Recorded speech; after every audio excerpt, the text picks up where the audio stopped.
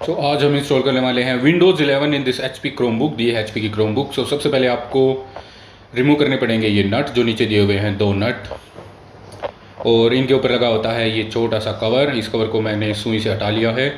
Cover को हटाने के बाद हम स्क्रू ड्राइवर लेंगे और उससे इनको अनस्क्रू कर देंगे। अभी हमने इनको अनस्क्रू कर दिया है। आप जो विंडोज 11 इसमें इंस्टॉल कर रहे हैं उसको इंस्टॉल करने के बाद आप इसमें क्रोम ओएस दोबारा से इंस्टॉल नहीं कर पाएंगे, तो इस चीज़ का पूरा ध्यान रखें। और उसके बाद जो नीचे ये रबड़ की लगी होती है इसको आप ऐसे निकाल देंगे। इसके नीचे भी 2 नट होते हैं, हाँ इसके नीचे 2 नट होते हैं। ये 2 नट भी आप खोल के हटा देंगे। और पीछे वाली जो रबड़ की स्ट्रिप लगी हुई है, पट्टी सी, जो इसको नीचे से बचाती है किसी भी सरफेस पे हम रखते हैं, तो उसको भी हटा देंगे। और उसको ध्यान से हटाएं, जैसे कि अभी मैं हटा रहा हूँ। और ये ऐसे बीच में से टूट भी सकती है, तो एकदम से बहुत ज़्यादा फोर्स ना लगाएं, धीरे धीरे करके इसको पकड़ के धीरे धीरे। ये एक रबड़ की प्लास्टिक की स्ट्रिप है, इसको हटा दें। ये देखिए स्ट्रिप मैंने हटा दी है। इसके बाद देखेंगे तो एक नट ये है, 2 3 पीछे 5 नट है, 3 यहाँ पे, 2 उस तरफ थे और 2 आगे और 2 आगे, यानी कि टोटल 5 2 7 और 2 नट हैं जो आपको खोलने हैं। उसके बाद आप सुई लेके साइड में इसमें लॉक लगा होता है, आप साइड के लॉक को सुई से या फिर एक ब्लेड जैसा आता है उससे आप इसको ऐसे पकड़ के ऊपर की तरफ उठाएंगे, जिससे इसके जो साइड के प्लास्टिक के लॉक हैं वो सभी खुल जाएंगे। और खुलने के बाद ये कुछ इस तरह का दिखेगा, थोड़ा थोड़ा ऊपर से उभरा हुआ। ये है HP की क्रोमबुक X360 14A, पूरी 360 में रोटेट हो जाती है। और अभी हमने सारे स्क्रू वगैरह खोलने हैं। और ये देखिए ओ माय गॉड, ये देखिए इसका जो, हाँ ये जो है इसका मदरबोर्ड छोटा सा है, जैसे मोबाइल का मदरबोर्ड होता है वैसे ही मदरबोर्ड है इसका। ये इसका कवर है, कवर में भी कॉपर लगाया हुआ है ताकि हीट डिसिपेट हो जाए। और ये फैनलेस डिज़ाइन है, इसमें फ़ैन नहीं होता, क्योंकि जो मोबाइल फ़ोन होते हैं उसमें भी फ़ैन नहीं होता। और ये वाईफाई की चिप है, रियल टेक कंपनी की लगाई हुई है, काफ़ी अच्छी नहीं है। और ये ऊपर ये बैटरी काफ़ी बड़ी दी गई है, काफ़ी बड़ी बैटरी है, 6000 मिलियन एम्पीयर आवर की बैटरी है। यहाँ पे USB 3.A पोर्ट दिए गए हैं। इधर की तरफ हम देखेंगे तो 3.5 mm ऑडियो का है, USB-C है, पावर है, ये काफ़ी बड़ी बैटरी है।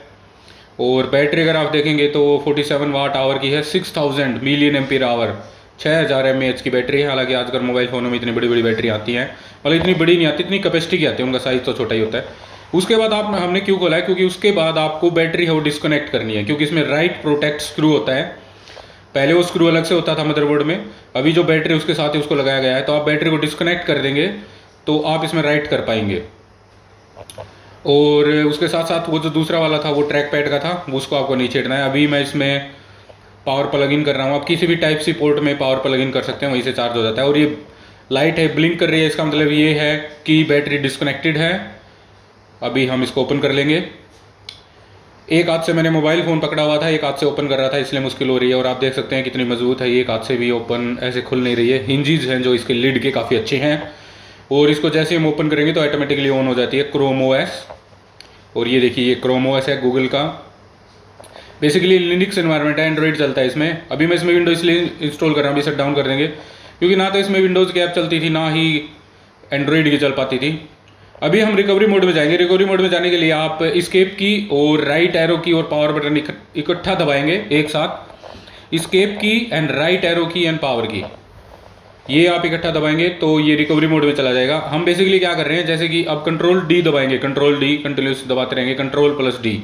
हम बेसिकली इसलिए कर रहे हैं क्योंकि हम रिकवरी मोड में जाएंगे पहले। रिकवरी मोड में जाने के बाद हम डेवलपर मोड में जाएंगे। जैसे मोबाइल फ़ोन एंड्रॉइड फ़ोन में हम रिकवरी मोड में जाते हैं, डेवलपर मोड में जाते हैं, फिर फ़ोन को हम फैक्ट्री रीसेट कर देते हैं, वैसे हम इसको फैक्ट्री रीसेट कर देंगे। फिर हम इसमें कस्टम फर्मवेयर इंस्टॉल करेंगे। फर्मवेयर होता है जो चिप के अंदर सॉफ्टवेयर इंस्टॉल होता है, वो इंस्टॉल करेंगे। और ये देखिए google.com क्रोम रिकवरी, और ये गूगल का ब्लू गार्ड है। अभी हम रिकवरी मोड में हैं। अभी आपको कुछ नहीं करना, कंट्रोल डी दबाना है, सिंपली कंट्रोल डी दबाएंगे, कुछ भी नहीं करेंगे। उसके बाद आप ये स्क्रीन आएगी OS वेरिफिकेशन। अभी ऑफ करने के लिए आप कंट्रोल डी प्रेस कर देंगे। देखिए अभी OS वेरिफिकेशन ऑफ है, यानी कि ऑपरेटिंग सिस्टम है उसको वेरीफाई अभी नहीं करेगा।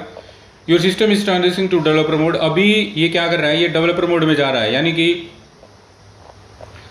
अभी तक ये डेवलपर मोड में नहीं था। पहले हम रिकवरी मोड में गए, उसके बाद हम डेवलपर मोड में जाएंगे। डेवलपर मोड में जाने के बाद अब ये सारा जो इसके अंदर डेटा स्टोर था सी ड्राइव में या फ़ोन के जो इंटरनल स्टोरेज में जो जितना भी डेटा स्टोर होता है उसको हम फ़ोन इरेज कर देता है, वैसे ही अब इरेज कर रहा है। इसमें 10-15 मिनट लगती हैं। इरेज करने के बाद अब यहाँ पे दोबारा से वही स्क्रीन आएगी कि ओएस वेरिफिकेशन ऑन है।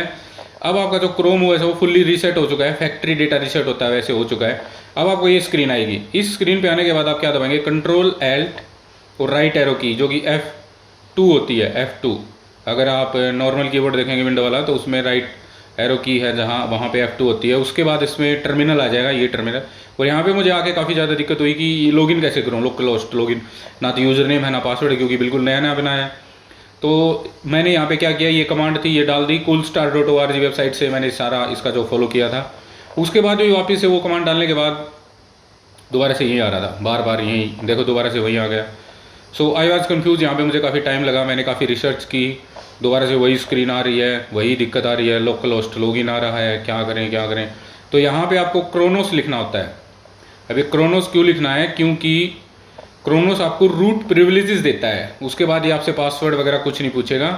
क्रोनोस लिखने के बाद आपको वो फिलअप करना है। उसके बाद आपके पास ये आ जाएगा, HP Chromebook X360 डिवाइस बताएगा, प्लेटफॉर्म बताएगा, सभी बताएगा। इसके बाद आप यहाँ पे 2 प्रेस करेंगे। 2 का मतलब है इंस्टॉल और अपडेट UEI फर्मवेयर, यानी कि जो बायस होता है, फर्मवेयर होता है, वो अपडेट हो जाएगा। उसके बाद आप यस कन्फर्म करेंगे। और इस टाइम पे आपका जो क्रोमबुक है वो इंटरनेट से कनेक्टेड होना चाहिए। अगर इंटरनेट से कनेक्टेड नहीं है तो काम नहीं करेगा। उसके बाद आप कैपिटल्स में आई एक्सेप्ट लिखेंगे, फिर दोबारा से वाई दबाएंगे, यस। क्योंकि जो एक चिप होती है जो बायोस का काम करती है, यानी कि जो बूट करती है, उसमें हम फर्मवेयर इंस्टॉल कर रहे हैं अलग से। उसके अंदर जो क्रोम ओएस का फर्मवेयर था उसको हटा रहे हैं हम। अभी ये कह रहा है कि जो स्टॉक फर्मवेयर था उसको आप रिकवर कर लें। तो कितने डिवाइसेस में आपको रिकवर करना है, तो इसलिए आप पेन ड्राइव लगाएं। तो जो पेन ड्राइव आप लगा रहे हो वो बूटेबल नहीं होनी चाहिए, वो नॉन बूटेबल पेन ड्राइव होनी चाहिए। उसको आप लगा दें। पूछेगा कि कितने डिवाइसेस में आपको ये इसका बूटअप चाहिए, 2, 3, 4 में।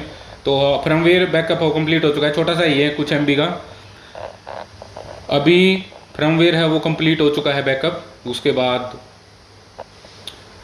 हम रिमूव कर देंगे इसको। इसमें अपना जो स्टॉक फर्मवेयर था जो कि गूगल ने इसमें डाल के दिया था वो हटा दिया। अब हम इसमें विंडोज़ 11 जो बूटेबल पेन ड्राइव है विंडोज़ 11 की, वो लगाएंगे। अभी हमने विंडोज़ 11 की बूटेबल पेन ड्राइव वो लगाई है। अब हम R दबा देंगे, R से रीस्टार्ट हो जाएगा।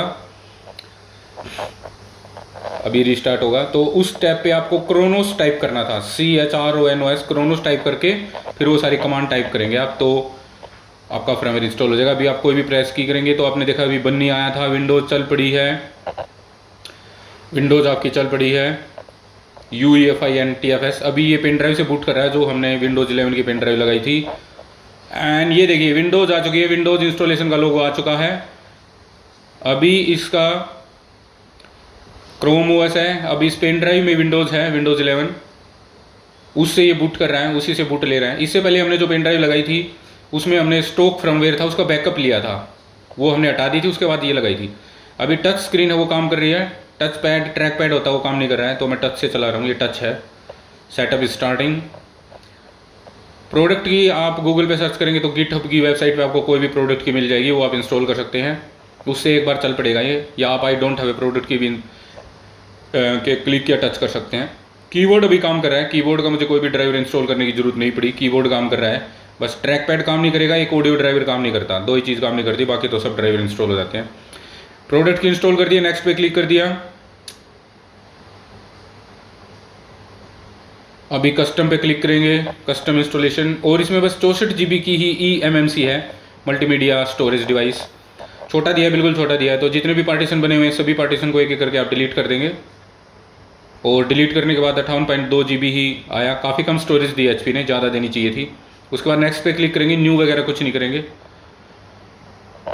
और उसके बाद ये प्रोसेस इंस्टॉल होगा, कॉपिंग विंडोज़ फाइल।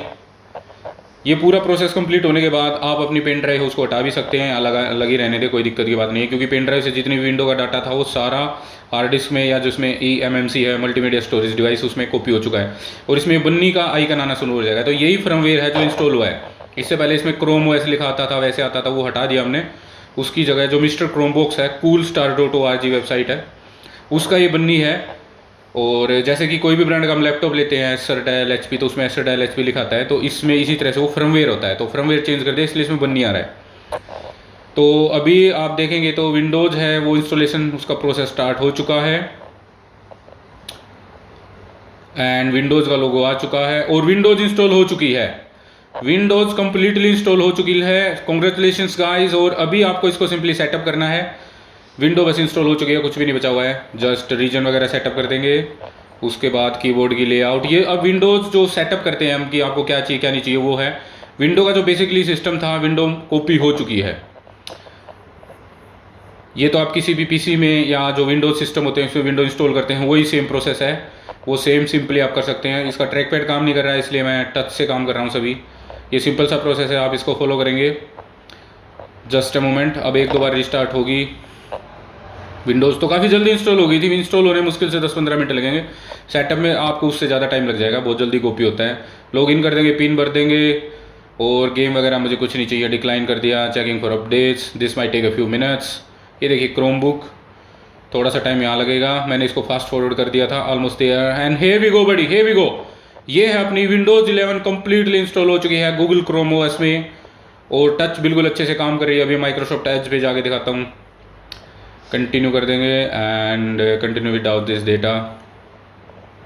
ओके, अभी क्रोम ओएस है बिल्कुल विंडोज़ 11 जैसे पीसी में चलती है, विंडोज़ कंप्यूटर में ऐसे चले। अभी आप जाएंगे coolstart.org पे, यहाँ पे जाके यहीं से मैंने इसका सारा जो इंस्टॉलेशन गाइड थी सेटअप की थी। आप यहाँ पे आपकी कोई भी क्रोम बुक है उसमें विंडो कैसे इंस्टॉल करें यहाँ पे जा सकते हैं। अभी यहाँ पे इंस्टॉल पे जाएंगे।